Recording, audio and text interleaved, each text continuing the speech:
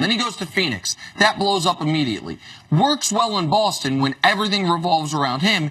He goes to Cleveland, and best I can tell, since he's been playing, he's called out Kevin Love. He's called out the team as a whole. Yesterday, he called out the coaching staff. And he has been, on a per-minute basis, the single worst player in the NBA. So I agree with you. He's not a big asset right now.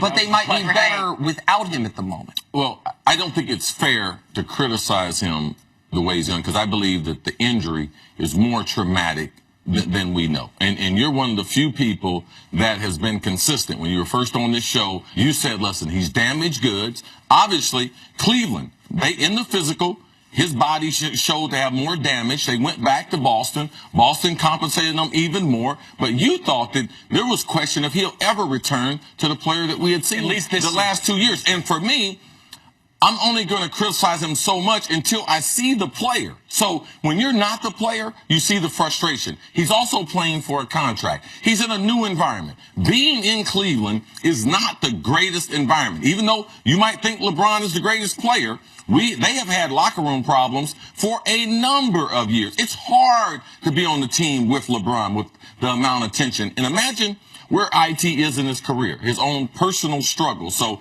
he thought he had a home in Boston. They gave up on him. Now he's going to Cleveland, and he's not healthy. So I'm just going to hold back some of the criticism because of what you told me, that he was injured far worse, and he might not never be the same type of player. Well, I think. Let me just say, I think Isaiah can at some point get back to being the player. I don't think he can do it this year. I think there's too short a window for Isaiah Thomas to get back in the mix. But as much as look, physically, Isaiah's going to keep getting better. I mean, we can't say, look, he's coming back from hip injury and it's going to take time, and then be surprised when it's taking time. Like, this is sort of, you got to give him until March to kind of see what he is as a player. The problem, and it's emerging as maybe as big a problem for Isaiah, is that he keeps acting like he's a Celtic. He keeps talking like he's a Celtic. And that's chafed a lot of people in that locker room. Explain to me. It basically means, he's talking like he's the franchise player. He's the man on that team. He's saying stuff like, when the going gets tough, we kind of go our separate ways. He's just consistently talking after buddying up he's to calling Dan out Gilbert. his teammates. He's like, that's not the kind of stuff you do when you first come to a team. You can get away with doing that in Boston. They didn't love it all the time we did that in Boston either, but you can get away with doing that in Boston with the franchise player. When you're in Cleveland and LeBron's the man and Kevin Love's number 2, it doesn't rub players the right way when you talk like that. And the reason I agree with you, Chris, that I can give him the benefit of the doubt for the on-the-court stuff because of the injury. And I talked about emotionally all the things he went through in the last 9 months. Tragically off the court and the emotions of leaving cities. I get that. But you need some self-awareness to know that given all those things, I am playing the worst basketball of my life. So I am not the proper vessel for criticism. Several other Cavs are too. Shumpert's hurt. D. Rose is barely playable. D. Wade is old. All right. JR's been terrible. Jay Crowder's been terrible. Those guys aren't saying those things, though. Those guys, if JR was out here saying, we go our separate ways, Ty Lue's not drawing up the right plays, Kevin Love, you really sick, then those guys, at least, while they're not playing well, are quiet about it. And, by the way, not Jay Crowder, but JR or Tristan, who hasn't played well, those guys at least were part of a championship team. All those guys have contracts, too. All the JR got paid. Tristan got paid. So when you're under the pressure, like, this is real. All right? You're coming from an injury. That's real. Him getting adjusting to a new environment. That's real. What he went through with his sister and Boston giving up on him. Those are all things that lead you to make questionable decisions. And he's trying to survive. That's why he would say, man, when things get tough.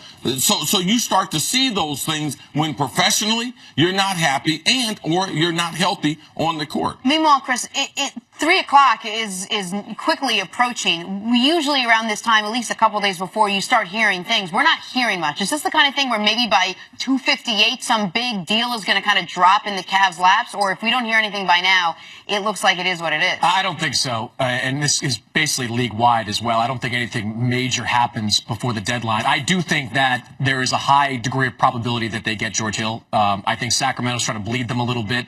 I think the Kings, with De'Aaron Fox, the way he's emerged, they'd like to get off George Hill's contract for next season. I think that probably gets done before 3. But one thing that's stopping teams from making any significant offer, including Cleveland, is that there's a strong feeling that the buyout market this year is going to be more robust than it's ever been before. Because, we know the top of the draft, what that looks like.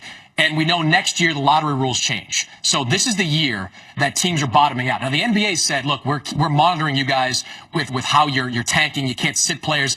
That doesn't mean they can't cut guys. That doesn't mean they can't just waive guys. So teams like New York, teams like Atlanta, teams at the bottom that are chasing that top pick. Who are a handful of these players that we might see tough. come available? It's tough to figure out. I mean, Marco Bellinelli, Ersan Ilyasova. Like, there are guys, maybe New York, Courtney Lee. Like, there are some guys. It depends on how much money guys want to leave on the table. But because teams... DeMarre Carroll is a guy. DeMarre Carroll, possibly. But because teams are trying to have that race to the bottom, they could go to a lot of players and say, we'll buy you out. So why would a team consider, say, a first-round pick for Tyreek Evans if they can get somebody comparable for free in a couple of weeks? And lastly, quickly, because teams are going to be racing to that bottom, that Nets pick that you have to hold on to, that's right now 7th overall, easily could become 8th, 9th, because the Nets have no incentive to tank. Everyone else has incentive to tank. Wait, are we agreeing? Like, what? We No, we're not agreeing at all. They shouldn't. I've been saying the Nets are going to finish 11th. That's my prediction. They should trade the Nets pick. I agree. You got to hold on to my it. only course of action. Colin Sexton out of Alabama is going to save the team after LeBron leaves. It's insane. Here's what happens when you guys agree. We have to go to a commercial break. It's just too out there.